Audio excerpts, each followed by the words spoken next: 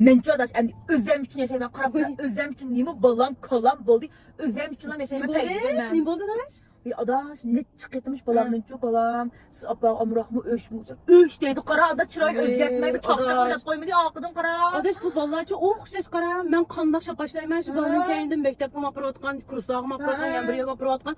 Do'tsi bir kun biqib qo'yganqa, do'tsi dum tushibdi qara. Dadam ne anda yega apat, munda yega apat. Meni bir yerga deb qo'yamda adaş bala. Bu balla kim adaş dignini qilib bersa, ay oy dimsa qara.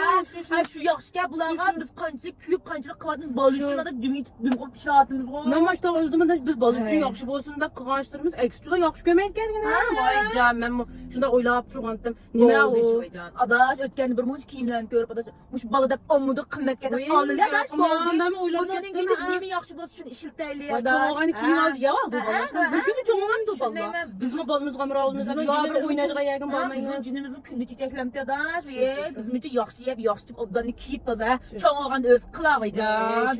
Balam dep oynadığı yerlerge bir taza adaş Emre abul ne bu da babamızın balılıqmı da ötüp qalsın yani bilemdi. Ulan koyacak çoğağını. Ha diye içine kim koyup bersə oyunçu kim etməz şular yaxşı gəlir. Mənə də bir tırnaqlarımızın yastıp. Meyrolan qıb giləylə də. Bir de kiyimlerini Alaylı. Adı ne daş baldı? Şu Baldı. baldı. Bunu çiçeğipcan. 2 gündən keyin Peyzgül, yox 5000 kol xurum çapan aldım da şundaq qılır. Olmadım adaş. Oy men balam degine ama şu basketbolun bek yaxshi ko'ra qaptikan. Şunun bilan kurs qapasam xeyli jiq pulning gepini qildi. Şunun bilan ha, şununla vajan. O xurum chapanni olsam qancha ko'p ketmoqchi. Men balamga mablag' solay dedim qara. Oy adaş to'g'ri o'ylabsa, voy o chapanni kiysam bir 5000 kol chapan ketdi demaydi qarasini.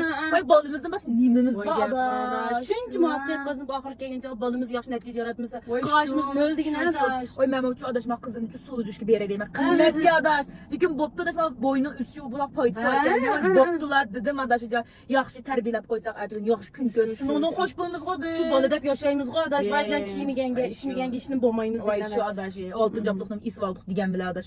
Nim bo'lib ketamiz.